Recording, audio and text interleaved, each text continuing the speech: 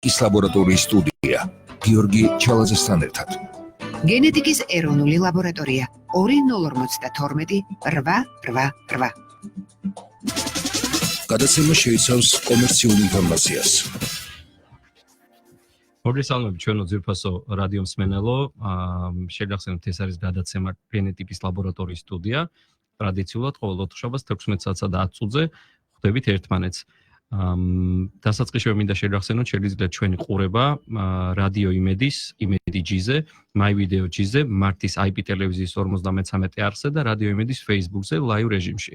ჩვენ მზად ვართ მივიღოთ თქვენი შეკითხვები, თქვენი აქტიური ჩართულობა და მონაწილეობა ამ გადაცემის წარმატების ფორმულას წარმოადგენს, ასე რომ გველით თქვენ ზარებს, თქვენს კითხვებს, როგორც Facebook-ზე, ასევე რადიო იმედის ეთერში, ტელეფონის ნომერზე 292 1188 ან 292 1199. ჩემი თანაწამყვანი ტრადიციულად რეპროდუქტოლოგი თათია ტუღუში გახლავთ. დღევანდელი თემა არის როგორც თათიამ დაარქვა მარიფათიანი ემბრიონები და მათი არჩევა, როგორ უნდა ავარჩიოთ მარიფათიანი ემბრიონი, რას ნიშნავს მარიფათიანი ემბრიონი. პროფესიულ ენაზე ამას PGT-A ტესტირება ქვია, ან პრეიმპლანტანციური გენეტიკური ტესტირება ემბრიონების. ეს საშუალებას გვაძლევს შევარჩიოთ ინვიტრო განაყოფიერებისას, შევარჩიოთ ემბრიონები, რომელსაც ქრომოსომული სწორი რაოდენობა გააჩნია და ქრომოსომული ჯამთელები არიან. თათია, მოგესალმები. იმედი მაქვს ქალაქის საცობებს ააცდი და სასიამოვნო დღეც გქონდა შესაბამისად. სასიამოვნოც ვერ გეტყვით რომ იყო, იმიტომ რომ ძალიან ბევრ უსიამოვნებელს ხვდებდი დღის განმავლობაში ხოლმე პაციენტებთან დაკავშირებით. პაციენტების მხრიდან არა, უფრო არაპროფესიონალი ექიმების მხრიდან და ეს ტალღა არ მცირდება და არ ნელდება, უფრო და მეტად იზრდება. გიოდა, ეს არის მთელი უბედურება, როდესაც ამდენი საინფორმაციო საშუალება არსებობს უკვე. მე როდესაც დაახლოებით 30 წლის წინ მარტო ბიბლიოთეკის იმედზე ვიყავი და ეხლა წარმოიდგინეთ რამდენი საშუალებაა. რამდენი საშუალება ინტერნეტიდან დაწყებული, წიგნებიდან, სახელმძღვანელოებიდან, მით უმეტეს ენა თუ იცით, ახლა ინგლისური საერთოდ რაღაცია ლაპარაკი და რეგულაცია რო ქვეყანაში არ არის ამ საკითხთან დაკავშირებით, გასაგებია და ვერ მივახციეთ ამას, მაგრამ ძალიან ცუდ სავალალო შედეგებამდე მივყავართ. ჯერ ისედაც 2 მილიონ ნახევარი ვარ და ესე თუ გაგრძელდა რეპროდუქტოლოგიის დარგში, უბრალოდ მართლა სავალალო შედეგი დამთავრდება საბოლოოდ. მეც ვიზიარებ თათია შენს მიდგომას, სამწუხაროდ ჩვენ ძალიან ხშირად ლაბორატორიაში ვხვდებით მსგავს შემთხვევებს, როცა ექიმი არ არის ინფორმირებული იმ თანამედროვე შესაძლებლობებზე, რაც დღეს გააჩნია და რაც მთავარია, ნაკლებად პატივს ცემს მომხმარებლის, ანუ მისი პაციენტის უფლებებს. აქ არა მხოლოდ უცოდინრობასთან გვაქვს, ან ნაკლებ განათლებასთან საქმე, არამედ სამართლებრივი პრობლემა იქნება. ადამიანს აქვს უფლება მის ჯანმრთელობის შესახებ იცოდეს ყველაფერი და ამ დროს ექიმის ცოდნის, კვალიფიკაციიდან გამომდინარე ხშირად ეს უფლება ეზღუდება. და ძალიან ხშირი შემთხვევები, როცა პაციენტი ზარალდება. ზუსტად ჩვენ გადაცემის ერთ-ერთი მიზანი ეს არის, რაც შეიძლება მეტი ინფორმაცია გავცეთ პირდაპირ პაციენტზე, პაციენტი იყოს ინფორმირებული, შეიარაღებული, თუ რა უნდა მოითხოვოს ექიმისგან. მას უნდა შეეძლოს განასხვაოს პროფესიონალი, მაღალი დონის მომსახურება, ექიმის სერვისი და შეეძლოს და განასხვაოს არც თუ ისე სახარბელო, ყოველ შემთხვევაში დღევანდელი სტანდარტების არა შესაბამისი სამედიცინო მომსახურება. ჩემი მხრიდან მე მზადყოფნას გამოვთქვამ, არა მხოლოდ სამთავრებო სტრუქტურების, არამედ ნებისმიერ დაინტერესებული სამედიცინო სფეროს წარმომადგენელთან მუშაობის ამ დარგის განვითარებისთვის. რომ დაუბრუნდეთ PGT-A ანალიზს, პრეიმპლანტანციური გენეტიკური ტესტირება ემბრიონების. როგორც ვიცი, თათია, შენ ძალიან აქტიურად იყენებდი უცხოეთის სერვისს, ზოგადად ინვიტრო სფეროსთან გამომდინარე. რატომ რითი იყო განპირობებული ეს წლების წინ, რატომ არ ირჩევდი საქართველოს? ზუსტად ამ მიზეზით და კიდე ერთი გადახვევა, გიო, ჩვენ პრეიმპლანტაციურ გენეტიკურ ტესტირებაზე გადავდივართ და მივდივართ ამ დონეზე და უკვე რა ხანია 5 წელზე მეტია, მე დაახლოებით 4 წელია უფრო ზუსტად თურქეთი ზუსტად მიზნით ავირჩიე, რომ წინასწარ გაგვეკეთებინა მაღალი ასაკობრივი ჯგუფი, როდესაც არის პაციენტები მაღალი ასაკობრივი ჯგუფის და მაღალია რისკი მათში პათოლოგიური ემბრიონების და შემდეგ მოშლების და ამავე დროს ჩვეული აბორტების მქონე პაციენტებისთვის ეს არის პირდაპირ მისწრება PGT-A პრეიმპლანტანციური გენეტიკური შემოწმება. ავიჩიე მაგ მიზნით, რომელიც უკვე ღმერთის წყალობით და თქვენი შემწეობით უკვე საქართველოშიც არსებობს. და შეიძლება რომ წინასწარ უკვე საქართველოს ტერიტორიაზე იყოს ეს ემბრიონები შემოწმებული. და წარმოიდგინეთ ამ შემთხვევაში რომ კიდევ ხვდებით რომ მოშლის მიზეს ექიმი საქართველოში ეუნება ჩვენ უკვე გენეტიკურ კვლევაზე ვართ ემბრიონის რომ ეს არის ციტომეგალო ვირუსის G ფორმის შედეგად განპირობებულია მოშლა და თანაც ცდილობს რომ მკურნალობით ეს G ფორმა დაუწიოს როგორმე რიცხვი დაწიოს როგორმე ტიტრი რაც თავარია წარმოუდგენელია ამიტომ თუ რაღაცა არ შეიცვალა ძალიან ძნელია გიო მარტო მე და შენი გადაცემი და რამოდენიმე კაცის რომ უბრალოდ ზარალდება ქვეყანა ერი და დღეს მქონდა ზუსტად აი დღეს მოვდივარ საშინლად აღშფოთებული 26 წლის გოგო პრაქტიკულად საქართველოში არასწორად ჩატარებული 2 ლაპარასკოპიული კვლევის და მე არაპროფესიონალი ექიმის მიერ რა პრეიმპლანტანციური გენეტიკურ ანალიზია ლაპარაკი ის წაღარუშველის უკვე დონორის კვერცხუჯედი ჭირდება და როდესაც გამოვედი კონსულტაციიდან ძალიან აღელვებული გავედი გვერდით და ურეკე ამ ექიმს და ვეუბნები რომ ჩემო კარგო ეს ესეა და რატომ გააკეთეთ ესეთი რაღაცა ამიხსენით ისეთი პასუხი გამცა რომ მართლა მე ხა ჩემ ადვოკატს დაურეკე რომ აუცილებლად მე უნდა სისხლისამართლის საქმე ცილისწამებისთვის ახუძვრა მას ჩემს მიმართ ალბათ უფლებების დაცვა არის ეს ერთადერთი წარმოუდგენელი ხდება რითიც ჩვენ შეიძლება ვაიძულოთ განვითარება განვითარება არ ნიშნავს კომფორტ ზონაში ყოფნას პირიქით განვითარება და წინსვლა ზუსტად ეს არის კომფორტი შეჩვეული კომფორტიდან გარეთ გასვლა უფრო მეტის გაკეთება ვიდრე ჩვენ მიჩვეულები ვართ სხვანაირად ჩვენ წარმატებას და წინსვლას ვერ მივიღებთ თათია ტესტს რომ დაუბრუნდეთ რა პრობლემები იყო ზოგადად ტესტის შეზღუდვა რა აქვს რატომ არის მისი დაგზავნა საზღვარგარეთ პრობლემა. ეს უკავშირდება თანხას, ეს უკავშირდება ბიოპსიას. მე მგონი რომ დაველოდოთ ჩვენ სტუმარს, იმიტომ რომ მე არც გამიგზავნია და არც მიმიღია, ამიტომ მე პირდაპირ პაციენტს ვაგზავნიდი თურქეთში, სადაც კეთდება. საფრანგეთში საერთოდ არ კეთდება კანონმდებლობით, როგორც ვიცი, აკრძალულია და არც აკეთებენ იქ და ამიტომ თურქეთში კეთდება, ამიტომ ვერ გაგცემ გიო პასუხს, მაგრამ ვიცი რომ რაღაც კოლოსალურ თანხებზე იყო ამ ემბრიონების და გაგზავნა, მაგრამ თქვენი თანხა და თურქეთის თანხა ზუსტად ხვედრია. ასე რომ იმედი ვარ ჩვენი სტუმარი თბილისის საცობებს არ შეეწირება და დროულად შემოგვიერთდება თუ არა და მის გარეშე გავაგრძელებთ გადაცემას თემას ჩვენ შევინარჩუნებთ. მინდა არქვი აღნიშნო ერთი რამე თათია შენ ქალაქში რაქვს სახელი როგორც ხარისხიანი შედეგის დამდები ექიმის. ვცდილობ. რატომ არ თანამშრომლობ ქართულ სამედიცინო წარმომადგენლებთან? თანამშრომლობ. რა თქმა უნდა, როგორ არ თანამშრომლობ, რამოდენიმე როგორიც არის, მაგალითად ინვიტრო განაყოფიერება. აუცილებლად ამ ცენტრთან მე პირველი დღიდან რომ ფეხი რო ავიდგი შეიძლება ამ დარგში, ჯერ კიდევ ისინი იყვნენ ჩაჩავას, ეს ჟორდანის სახელობის ინსტიტუტი ერქვათ და იყვნენ კოსტავას ქუჩაზე, სულ ახალგაზრდა პატარები ვიყავით მაშინ მეც და ბატონი გიაცაგარეიშვილის და ნატალია ხონელიძეც, როდესაც მე მათთან მივედი პირველად, საერთოდ პირველად გავიგე რომ საქართველოში რო კეთდებოდა, როდესაც დავიწყე საქართველოში მოღვაწეობა და ჩემ რეპროდუქტოლოგიად ჩამოყალიბებაში მათაც დიდი წვლილი აქვს. ვიჯექით ხოლმე იმ პატარა ცენტრში, მიმყავდა პაციენტები და მოკლედ ერთგულად მემსახურებოდნენ ნამდვილად შეიძლება ითქვას და ასევე ვაგრძელებთ დღემდე. ძალიან სწორად აღნიშნეთ, ჩემი მიზანიც ეს იყო, ინვიტრო განაყოფიერების კლინიკა ინვიტრო, როგორც ვიცი, მათ საახალწლოდ ძალიან დიდი სიახლე აქვთ, მათ გაფართოებასთან დაკავშირებით, ახალი სერვისების დამატებასთან დაკავშირებით. ქალბატონ ნატოს და ბატონ გიას ჩვენ დიდ პატივს ვცემთ, ჩვენი დიდი ხნის ძლოვადიანი პარტნიორები არიან. მე არ მინდა სტუმარს დავასწრო და იმ შედეგებზე ვისაუბრო, რაც მათთან უკვე არსებობს, მაგრამ თბილისში ერთ-ერთი მოწინავე მაღალი ხარისხის შედეგები, როგორც რაოდენობრივად, ასევე ხარისხობრივად ფიქსირდება კლინიკა ინვიტროში.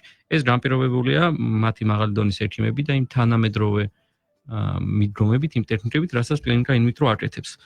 და თან პიონერები არიან. რა თქმა უნდა, ერთ-ერთი ფუძემდებელია ინვიტრო განაყოფიერების სფეროს საქართველოში კლინიკა ინვიტრო. მოდი მე ვისაუბრებ ჩვენ სტუმრის შემოერთებამდე იმ ტესტზე, რაც მოკლე შინაარსს დავხსნათ, რა არის ეს ტესტი.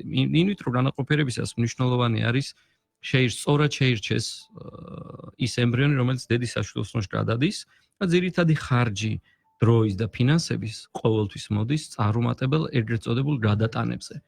როდესაც საშვილოსნოში ემბრიონის გადატანისას არ ხდება მისი მიმაგრება, განვითარება, ან არ დგება ორსულობა, ამას აქვს თავის მიზეზი. ძალიან ხშირ შემთხვევაში ამ მიზეზის პოვნა შეგვიძლია წინასწარ ემბრიონის გადატანამდე ეს ტესტი ჩვენ საშუალებას გვაძლევს ზუსტად შევარჩიოთ ის ემბრიონი, რომელსაც უფრო მეტი შანსი აქვს დედის საშვილოსნოში განვითარების, ანუ ბავშვად ჩამოყალიბების მისი მომავალი ჩვენ შეგვიძლია წინასწარ მივხვდეთ. მარიფათი ძალიან სწორ, ძალიან მომეწონა ეს ტერმინი, ზუსტი ტერმინია. მარიფათი უნდა გამოაჩინოს ამ ტესტის შედეგად ჩვენ პოულობთ მარიფათიან ემბრიონებს განვითარების მეხუთე დღიდან. ადრე იყო მიდგომა რომ ემბრიონის შექმნიდან, ანუ კვერცხუჯრედსა და სპერმის შეერთების შემდეგ მესამე დღეს ხდებოდა მისი ბიოპსია, რაც შემდეგ უკვე ეშრეს გაიდლაინებიდან გამომდინარე შეიცვალა მეხუთე დღეს. მეხუთე დღეს ტექნიკურად ხდება ბიოპსირება ემბრიონის სულ რამდენიმე უჯრედის 3-დან 5 უჯრედამდე აღება და ამ უჯრედების საშუალებით ჩვენ ვიგებთ მის ქრომოსომულ ჯანმრთელობის სტატუსს და ვიგებთ ნაყოფის ქესს. ეს უკვე განაპირობებს ჩვენ საშუალება გვაქვს განსაზღვროთ ხომ არა. თქმა უნდა ჩავერთვები, ეს არ არის ჩვენი ინტერესის სქესი, მაგრამ ზოგჯერ ეს მხოლოდ იმიტომ, რომ არის მრავალი დაავადება, რომელიც სქესთან არის შეჭიდული და ვალდებული ვართ, რომ პაციენტმა ეს იცოდეს. თორე ჩვენი ინტერესი სრულიად არ არის და არც არასოდეს არ იქნება, რომ სქესი შევარჩიოთ. რა თქმა უნდა, სქესის არის ესეც არჩევის გამო. მიუხედავად კანონმდებლობით არ იგრძალება, მაგრამ ჩვენ მხოლოდ რომ ეს იყოს მხოლოდ დაავადებებთან დაკავშირებული, რომელიმე ზოგჯერ არის სქესთან შეჭიდული დაავადება. აბსოლუტურად სწორად აღნიშნავ, ჩვენ ძალიან ბევრი გვაკრიტიკებს Facebook-ზე, ძალიან ხშირად წერენ, ნუ თუ თქვენ აბორტს უწყობთ ხელს, ნუ თუ ეს არის სელექციური აბორტები ან sex selection-ი ხომ არ არის. არა, ეს არ არის sex selection-ი. იარაღის წარმოება არავის შეუწყვეტია მსოფლიოში, იმიტომ რომ ამ იარაღით ადამიანებს ხოცავენ. ზუსტად იგივე მიდგომა არსებობს ტესტთან. ტესტი ემსახურება სიკეთეს, ემსახურება უკეთესი მომავლის შექმნას და სქესის დადგენა გვაძლევს მხოლოდ ერთს. ჩვენ ვიცით სქესთან შეჭიდული დაავადებასთან ხომ არ გვექნება საქმე. თუ ამ ტესტს ვინმე იყენებს ბოროტად, ეს ცალკე განხილვის თემა და დანაშაულია და ამაზე ცალკე პასუხი უნდა აქვს. ამიტომ ჩვენ ვერანაირად უარს ვერ ვიტყვით ტესტის არსებობაზე, დანაშაულს ჩადის დამნაშავე და არა ტესტის შემქმნელი. ეს ტესტი მთელ მსოფლიოს ემსახურება და მის წარმატების მაჩვენებლები ძალიან მაღალია. საიდუმლოდ ექსკლუზიურად მინდა ჩვენს ეთერში განვაცხადო 2021 წლიდან ამ ტესტს CIVD სტატუსი ენიჭება. ერთ-ერთი ლაბორატორია, ვინც ამ სტატუსის მინიჭებაში მონაწილეობას იღებს, გენეტიკის ეროვნული ლაბორატორია, ანუ ნიშნავს, რომ ტესტი რუტინულად კლინიკური მაჩვენებლით იქნება უკვე დანერგილი ეშრის გაიდლაინების გათვალისწინებით ასევე ევროპის იმ ქვეყნების, სადაც ეს დაშვებულია და შესაბამისად ჩვენთანაც. რა შეზღუდვები ქონდა ამ ტესტს აქამდე, რატომ იყო ფასები ბაზარზე, თითოეული ემბრიონის ღირებულება მე შემიძლია არ მოვერიდები დავასახელო, თბილისში იწყებოდა 4500 ლარიდან. დიახ, დაახლოებით მეც გამიგია მსგავსი. ეს არის კოლოსალური არაადამიანური თანხა, არაფერში არ ჯდება 4500 ლარის გადახდა ერთი ემბრიონის ტესტირებისას, მაშინ როცა მთელ მსოფლიოს გარშემო არც ერთი ქვეყანა ამ თანხას არ იღებს. ეს ნიშნავს მხოლოდ ერთს, მარკეტინგულ გათვლას და არა პაციენტზე ზრუნვას. შეუძლებელია ტესტში ერთი ემბრიონის არჩევაში ისედაც როცა უამრავი ხარჯი აქვს ინვიტროს დროს ადამიანს გადაიხადოს ამდენ მან ხომ მინიმუმ 2 ემბრიონი უნდა შეამოწმოს ერთ-ერთი რომ აარჩიოს ჯამთელი. რა თქმა უნდა. ჩვენ გამოჩენის შემდეგ ინვიტროს ბაზარზე ამ ფასების დარეგულირება მოხდა 78%-ის შემცირებით. დღეს თბილისის ფარგლებში საქართველოს ჩვენი პარტნიორი კლინიკების მეშვეობით შესაძლებელია არა უმეტეს 1600 ლარისა თითოეულ ემბრიონზე ამ ტესტის ჩატარება. ჩვენ მუდმივად ხელს უწყობთ ბაზრის განვითარებას და ერთ-ერთი მიზეზი რატომაც გავაკეთეთ ლაბორატორია იყო წინსვლა ევროპული და ამერიკული მაღალი ტექნოლოგიების გამოყენებით მიღებული ფასების დაწევა. შედეგებზე მე ჯერჯერობით ისევ თავს ვიკავებ, არ მინდა დავასრო ჩვენ სტუმარს და მან შეუძლია თვითონ ვილაპარაკოს იმ ძალიან კარგ მაჩვენებლებზე, რაც ტესტის ჩატარების შედეგად დადგა, მაგრამ არაპირდაპირ შედეგი, რასაც ვერ გძნობს პაციენტი, ეს არის კლინიკის წარმატების მაჩვენებელი, success rate, წარმატებული გადატანები, in-vitro განაყოფიერების წარმატებული ციკლები.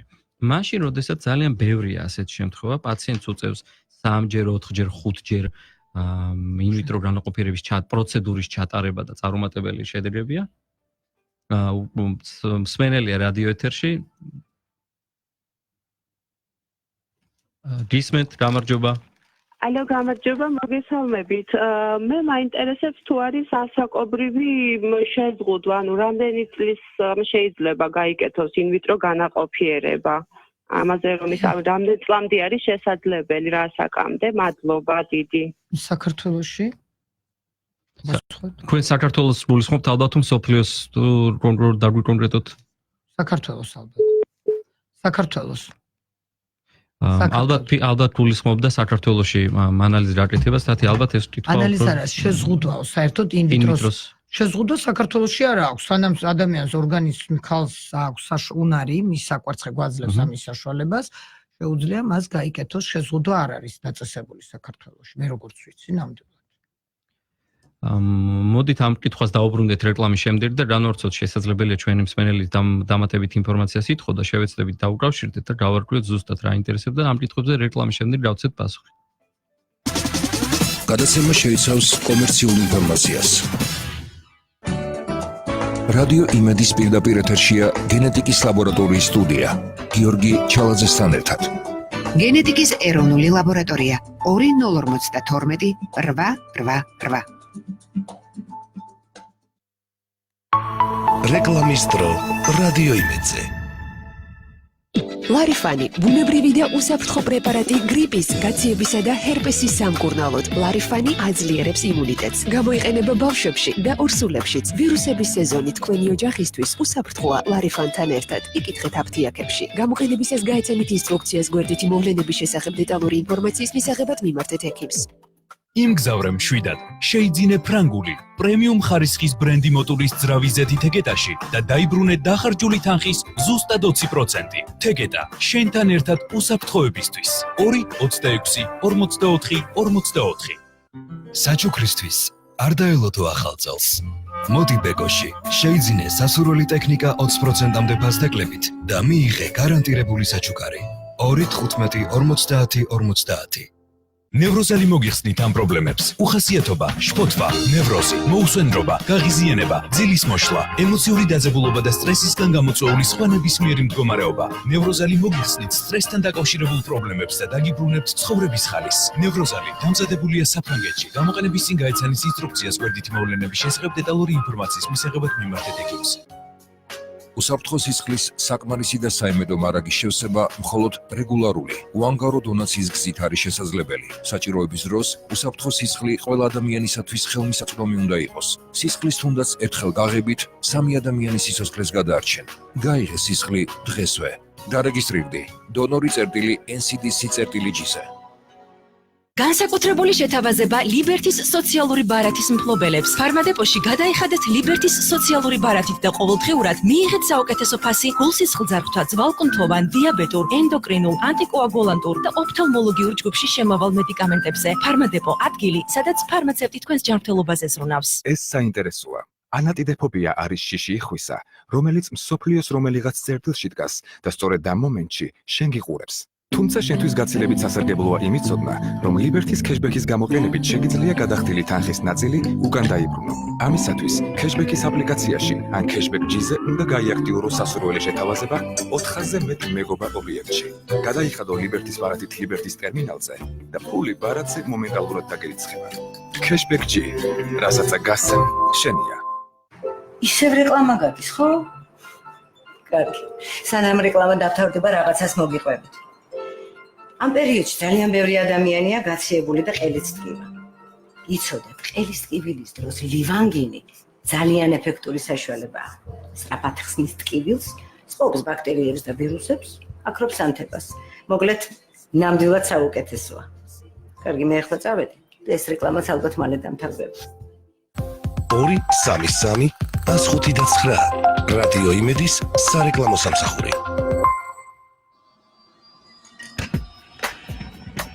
ვისმინეთ და გვიყურეთ Facebook-ზე, My-Video-ზე, Tele და რადიო იმედის ერთობლივ პორტალზე imedi.gr და მაგთის IP ტელევიზიით. რადიო ქსანი საქართველოში. არასრული საათის სპონსორია TT-სეპტი. რადიო იმედის პირდაპირ ეთერშია გენეტიკის ლაბორატორიის სტუდია გიორგი ჩალაძესთან ერთად. გენეტიკის ეროვნული ლაბორატორია 2052 888. გადაცემა შეიცავს კომერციულ ინფორმაციას. კიდევ ერთხელ მივესალმები ჩვენს რადიო მსმენელს და მაყურებელს რადიო იმედი G-ზე, My Video G-ზე, მართის IP ტელევიზიის 53 არხზე და რადიო იმედის Facebook გვერდზე. ეს არის გადაცემა გენეტიკის ლაბორატორიის სტუდია. სტუდიაში არის ჩვენი თანაწამყვანი რეპროდუქტოლოგი თათია ტუღუშ და დღევანდელი თემა არის პრეიმპლანტანციური გენეტიკური ტესტირება. ემბრიონების სწორად შერჩევა იმისათვის, რომ ინვიტრო განაყოფიერების გზაზე ამ პროცედურაში რაც შეიძლება დროზე მივიდეთ შედეგთან, ნაკლები დანახარჯებით, როგორც ფინანსურად, ასევე დროში. თათია, ჩვენ რეკლამამდე იყო ზარი, ქალბატონს ჰქონდა კითხვა, რა ასაკობრივი შეზღუდვა აქვს ინვიტრო განაყოფიერებას. შესაძლებელია ის გულისხმობდა, რა ასაკამდე შეიძლება თვითონ გაიკეთოს ინვიტრო განაყოფიერება.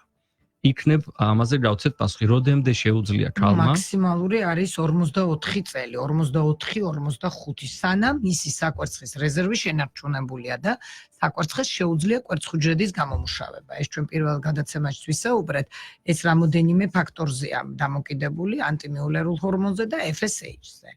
თუ ანტიმიულერი ნაკლებია 1-ზე და FSH მეტია 15-ზე, პრაქტიკულად პლუს ასაკიც როცა ემატება 38 წლის ზემოთ, თავის კვერცხუჯრედით ქალმა მიიღოს ნაყოფი, ემბრიონი წარმოუდგენელია.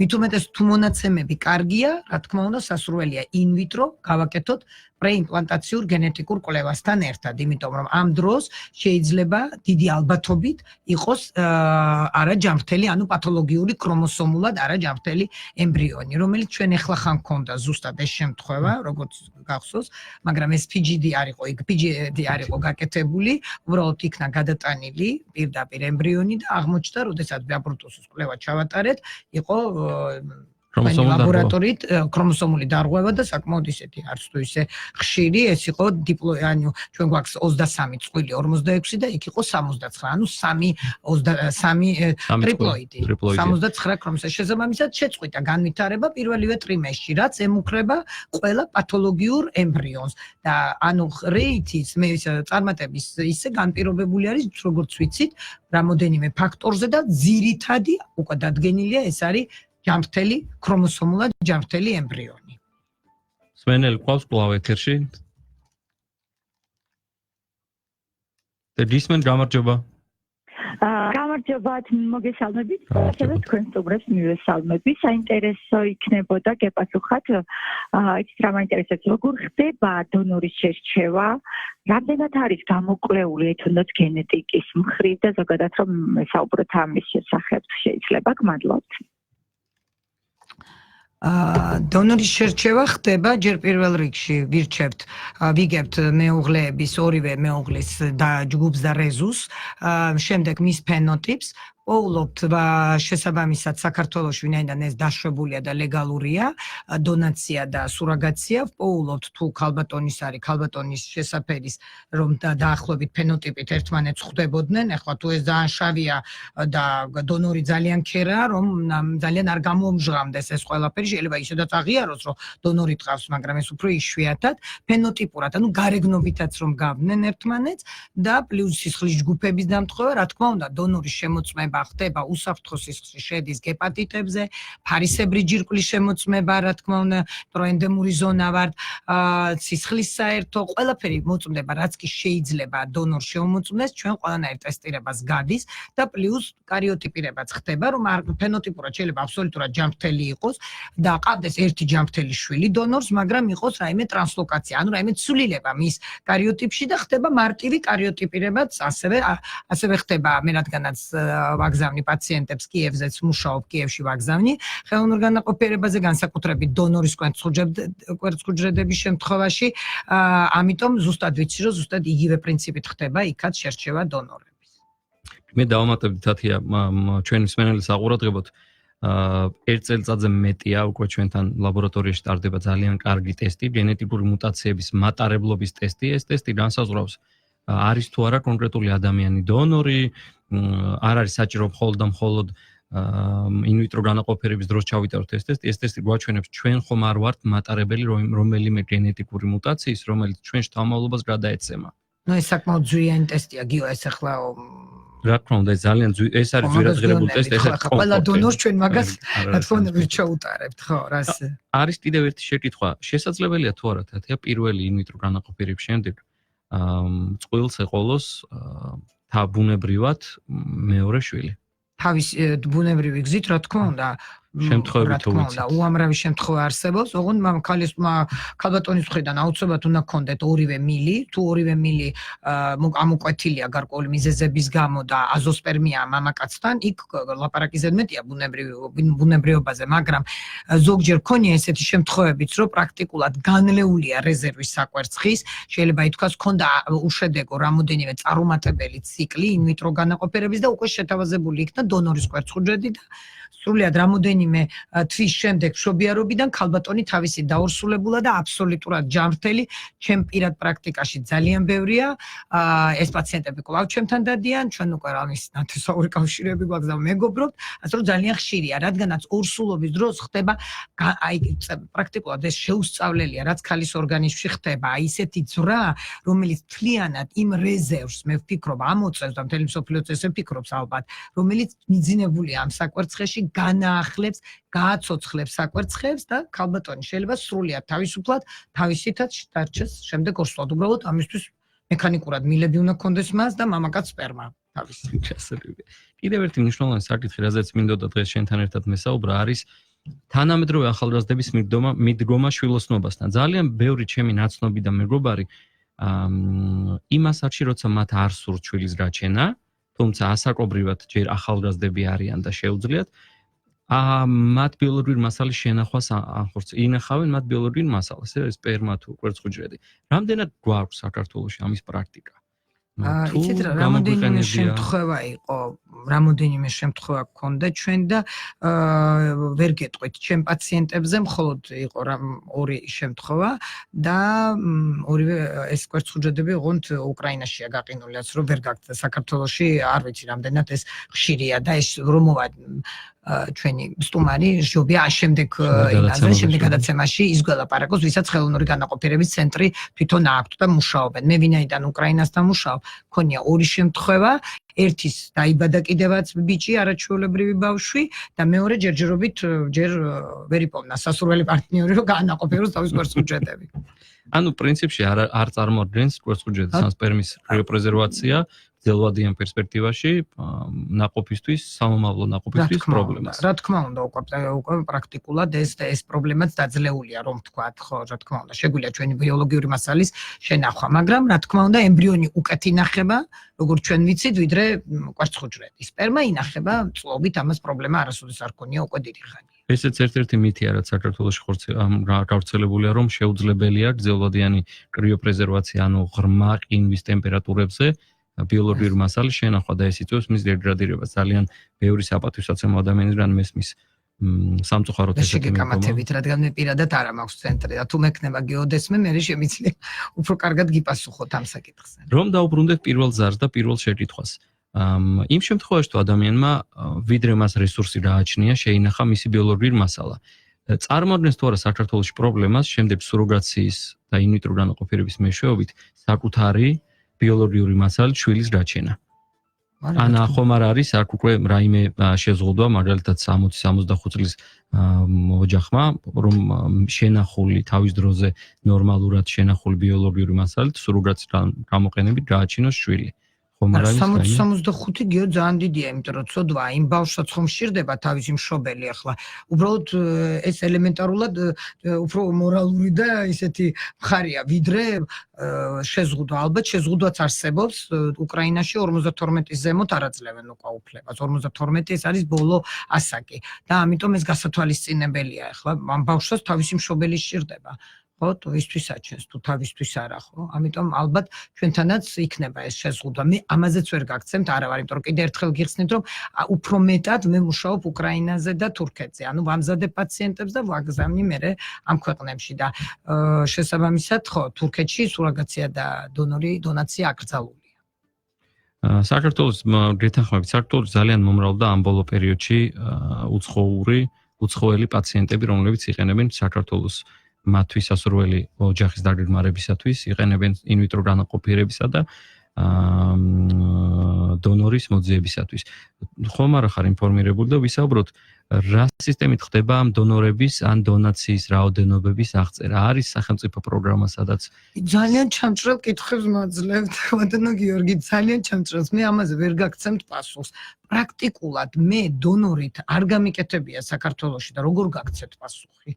აი ალბათ ხთიძე ჩამოს არც კი შემიძლია გითხრათ. აი მხოლოდ ერთი შემთხვევა იყო ზუსტად ვიცი და ისიც ვიცი რომ იმ ქალბატონმა გააკეთა ესე იგი ჩააბარა კვერცხუჯრედები და იმის მერე ის გადაბარგდა მერე მოსკოვში და საერთოდ საქართველოში არ ცხოვრობს. პრაქტიკულად არ ვიცი და ამიტომ ვერ გაგცემთ ესეთ რამეზე პასუხს. მე ძალიან მეშინია მსგავსი რამის ძალიან პატარა ქვეყანა ვარ და ამ შიშებს მეც ვიზიარებს. მე პირველ რიგში რომ დავიწყე ეს საქმე, იმიტომ ავირჩიე უკრაინა. ერთი ბაზარი ძალიან დიდი იყო და მეორეც ერთი რომ ძალიან პატარაა ქვეყანა და ესე დონორის საქართველოში გამოყენება არც თუ ისე მარტივი და არა ის საკმაოდ საშიში საქმიანობა ჩემი აზრით. საინტერესოა კიდევ ერთი რამ, რატომ ირჩევენ დონორები, რატომ ირჩევენ უბრალოდ სუროგრაციის მსურველი ოჯახები საქართველოს მათთვის სუროგრაციის ცენტრად. რატომ ჩამოდიან საქართველოში? ეს არის ჩვენი კულტურა, ეს არის ჩვენი ღვინო, ყვადაღებული თემა, თუ ეს არის ფასები. არა, თუ ფასები რა გვაქვს განსხვავებული? იაფია, რა თქმა უნდა, შედარებით, იმიტომ რომ უკრაინაში ორჯერ ძვირია სუროგატი, ვიდრე საქართველოში. ალბათ მაგის გამო, მე ესე ვფიქრობ. პროფესიონალებთან დაკავშირებით როგორი განსხვავება არსებობს უკრაინასა და საერთოდ უკრაინას კარგად იცნობ, დიდი ხნის გამოცდილება აქვს. როგორი განსხვავებები არსებობს პროფესიულ მიდგომებში? ინვიტრო განაყოფილი პროცედურები არის თუ არა იგივე პროცედურები დაანერგილი საქართველოში, რაც მაგალითად უკრაინაში შენ პაციენტებს ხვდება, როგორ იცით რა ვერ ვიტყვი, ახლა ეს არ იქნება ჩემი მხრიდან გამართლებული, რომ ვისაუბრო ამ საკითხზე და რომ ძალიან მომწონდეს, მაშინ არ გავაგზავნიდი არსად და აქ დავრჩებოდი საქართველოში დავტოვებდი ჩემ პაციენტებსაც, მაგრამ არის, ხო გითხარით, ჩემი დამეგობრებული კლინიკა და კონტრაქტორს ვერ ვიტყვი, იმიტომ რომ ეს უბრალოდ მეგობრობაზეა ინვიტრო განაყოფიერების კლინიკა, ამიტომ ვერ გეტყვით, საქართველოში მე არ მუშაობ ამ საკითხზე კიდე ერთხელ და უბრალოდ ძალიან ცუდი რომ დღეს ვერ შეძლო ზუსტად ინვიტრო განაყოფიერებიდან ჩვენმა კოლეგა მოსვლა რომ ამ საკითხებზე უფრო პროფესიონალად და უფრო დაწვრილებით გესაუბრათ. სამწუხაროდ მეც მინდა აღვნიშნო რომ ძალიან გული დამწყდა გადაცემის დაწყებამდე ცოტა ხნით ადრე გავიგე რომ პრობლემა ქონდა, თუმცა ქალაქში ამ დროს გადაადგილება ესეთი პრობლემაც არ არის, რომ ერთ საათის განმავლობაში გადაცემაში ვერ მოსულიყო. ალბათ არა ჩვენ ავირჩევდით მაშინ სხვა სტუმარს. ჩვენ თავიდან რო ვწოდნო და გადაცემა სხვანაირად დაიგეგმებოდა. ჩემს რადიო მსმენელს და Facebook მაყურებელს მე ბოდიშს ვუხდი, თუ კი ინფორმაციას ვერ მიიღებენ დღეს ამომწურავად, პირობას ვდებ რომ აუცილებლად დაუბრუნდებით ამ თემის სიღრმისეულ შესწავლას, სიღრმისეულად განვიხილავთ რა და როგორ ხდება ამ სფეროში. რომ დაუბრუნდეთ ისე შვილოსნობის როგორ გავაკეთოთ რა, მე მინდა მე ვარ ახალგაზრდა პროფესიონალი. არ მინდა ჯერ ოჯახი შექმნა, მაქვს ჩემი კარიერული გეგმა, ვფიქრობ შესაძლებელი რამდენიმე ქვეყანაში ვიმოგზაურო, როგორ მოვიქცე, სად დავიწყოთ დაგეგმა ჩემი მომავალი თაობის შექმნის. რა გზა არსებობს, რა რეკომენდაციები აქვს რეპროდუქტორ თათია ტუღუშს, როგორ უნდა მოვიქცეს ახალგაზრდა პროფესიონალი, ვინც დღეს ოფისში ზის, მას არ უნდა ოჯახის შექმნა, ჯერ მისთვის ადრეა, აქვს თავისი მისწრაფებები და მიზნები, საიდან დავიწყოთ მომავალ თაობაზე ზრუნვა. რა უნდა გააკეთოს ახალგაზრდა პროფესიონალმა? თუ ახალგაზრდაა, ჩემოგიო და პროფესიონალია, მაშინ ცოტა ხანი მიხედოს თავის საქმეს, მე ესე ვთვლი, უფრო ესე უპრიანი და ჭკვიანური ესე მგონია და სადღაც 22-23 წლის ასაკში ჯობია მიხედოს გაყინულ თავის ბიოლოგიური მასალის შენახვას და მე იმის ძებნას, ან თავის ქვეყანაში, ან სხვის ქვეყანაში რაიმე პრობლემა, ან ომი არ გაჩაღდეს იმ ქვეყანასთან, ჯობია თვითონე გააკეთოს თავის პირმშო და ასე რომ ესე ვურჩევ. ჯობია ყველაზე ნაღდი ეგ არის. წყნარად შვიდად გააკეთოს ერთი ბავშვი, მთავარი არის რომ პირველი ბავშვი გააკეთდეს დროულად და მე ყველაფერს მიეხედება, მე როგორ შეიძლება რაღაცებზე ფიქრიც. მით უმეტეს როცა დღეს აღარ არის ის დრო, როცა single parent, ანუ ერთი მშობლის მარტო იყოს რაიმე ან სირცხვილი ან პრობლემა, არავითარ შემთხვევაში მე სულ არ ვთვლი ამას ესე. ამიტომ მირჩევნია რომ ჯამრთელად, ბუნებრივად არ დაჭირდეს არავითარი ჩვენი ჩარევა და ხელოვნური განაყოფიერებები გააჩინოს ჯამრთელი თაობა და დანარჩენი მე ხელოვნური განაყოფიერება უფრო ასაკოვან ხალხზე გადავიტანოთ. ანუ ეს ასაკის ჩვენების მიხედვით. თათია, კიდევ ერთ საინტერესო საკითხი არსებობს, რა არის ოპტიმალური რაოდენობა in vitro ცდებისა, რაც წყვილმა ან მარტო ხელმშობელმა უნდა გააკეთოს. შესაძლებელია თუ არა in vitro ციკლი მუდმივად დაუსრულებელი რაოდენობებით ვიკეთოთ, თუ არის რაღაცა ლოგიკური დასასრული, სადაც უნდა ვაღიაროთ. არა, აუცილებლად ლოგიკური დასასრული. 4 უშედეგო მცდელობის შემდეგ სასურველია რომ რაღაც პროგრამა გამოიცვალოს და ჩვენი ყოველ შემთხვევაში რეპროდუქტოლოგების ზუსტად შენი რეპროდუქტოლოგობას თუ კარგი ექიმი ხარ მაგას მიუთითებს რომ შეცვალო ანუ პროგრამა და დაუსახო პაციენტს გეგმა. ეხლა თვითონ პაციენტმა რა იცის რა და როგორ ჩვენი მისია ეგ არის ზუსტად რომ არ ვაწვალოთ ჯერთი ორგანიზმისთვისაც ამდენი სტიმულაცია, ამდენი წამება, ამდენი ამოღება ბიოფსიებიც არ არის სასურველი და უშედეგო და დაუსრულებლადაც თუ აზრი არ აქვს ჯობია სხვა პროგრამაზე გადავიდეთ. და ბოლო აყვანაც არ არის ახლა ესეთი უბრალოდ ჩვენ ქვეყანაში ძალიან გართულდა ეს საკითხი, თორე ნუ ბოლო თუ არ მივახცევთ რაღაცა ეტაპს, არ არის აუცილებელი ბიოლოგიური შვილი, უამრავი ადამიანია, ბავშვი უპატრონო, ხო? მე ძალიან წინააღმდეგი ვარ მაგ მხრივ, რომ დაყაროს პაციენტმა ფარხმალი, მაგრამ როდესაც სხვა გზა არ არის, ჯობია ვურჩიოთ. მე ვიზიარებ თათია შენს მიგრომას ამასთან დაკავშირებით ყველა საქმეს აქვს ლოგიკური დასაწყისი და დასასრული. არ შეიძლება აჩემება ვაქციოთ ჩვენი სრული აჩემება და ამის გარშემო ვიცოცხლოთ, რაც ძალიან შინ შემთხვევაში სამწუხარო რეალობა ამას მოყვება ოჯახის დაანგრევა, ყველანაირი ქონების გაყიდვა და რაც ყველაზე მნიშვნელოვანია დაკარგული დრო მაშინ, როდესაც უამრავი შანსი არსებობს დავიხმაროთ მათ, ვისაც ყველაზე მეტად ჭირდება საბავშვო სახლები, უპატრონო ან ზრუნველობა მოკლებული ბავშვები, ვისაც უდედმამოთ არიან, საჭიროებენ მზრუნველობას. ჩვენ შეგვიძლია ამ შემთხვევაში, როცა საკუთარი არ ყავს, სხვისი შვილი ვაქციოთ საკუთარად და მათზე ვიზრუნოთ ეს პირით უფრო სასარგებლო და მადლიანი საქმეც იქნება, ჩემი აზრით. რა თქმა უნდა, მიუხედავად იციან ჩემმა პაციენტებმა, რომ მე ვარ აი ბოლომდე არასოდეს ნახევრად არ ტოვებ არც ერთ საქმეს, მაგრამ არის შემთხვევები, როდესაც არ გამოდის, არ არის დამთავრდა, ამოწურულია ყველანაირი რესურსი, ფინანსური, ორგანიზმის ჯანმრთელობის, ამიტომ მაშინ უნდა გადავიდეთ რაღაცა სხვა ეტაპზე. ბოლო კითხვისთვის რომ შევაჯამოთ გადაცემის ბოლო კითხვა, რა პერიოდის შემდეგ უნდა მიმართოს in vitro განაყოფიერებისთვის პაციენტმა ექიმს? ეს არის უშვილობის 3 წელი, 4 წელი. არა, ისევ და ისევ ასაკი. ასაკი, ყველაფერი არის ასაკი. თუ გთხოვდებით 40 წლის, რა თქმა უნდა, მე კიდე ერთხელ ვთქვი, საქორწინო სახლიდან პირდაპირ.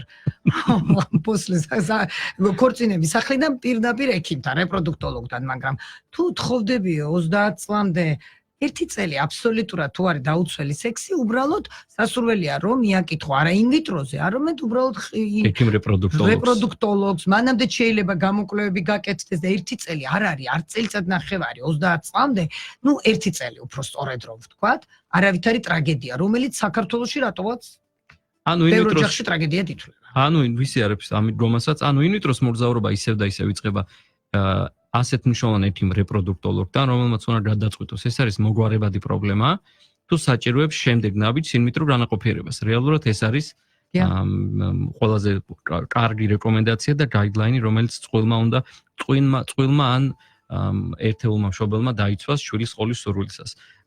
დღევანდელი გადაცემა დასასრულს მიუახლოვდა. დღევანდელი გადაცემის თემა იგეგმებოდა, რომ ყოფილიყო პრეიმპლანტანციური გენეტიკური ტესტირება. ჩვენ ველდებოდი სტუმარს in vitro კლინიკიდან, კლინიკა in vitro-დან, ქალბატონ ლალიკო ხარაბაძეს, სამწუხაროდ დღეს ვერ შემოგვიერთდა, რაზეც ძალიან გული დაგვწყდა, მაგრამ შევეცდებით შემდეგი გადაცემა უფრო აქტიური მისი ჩართულობით და ჩვენი სხვა მეგობრების ჩართულობით გავხადოთ. მე მადლობას ვუხდით ჩვენს რადიო მსმენელს, ჩვენ ლაივის ყურებისთვის რადიო იმედის ვიდეო არხებზე, იმედი G-ზე, My Video G-ზე, მარტის IP ტელევიზიის 53 არხზე და რადიო იმედის Facebook გვერდზე. ეს იყო გადაცემა გენეტიკის ლაბორატორიის სტუდია, რეპორტერ თათია ტუღუშთან და გიორგი ჩალაძესთან ერთად. დიდი მადლობა და შემდეგ 4 შაბათამდე. გადაცემა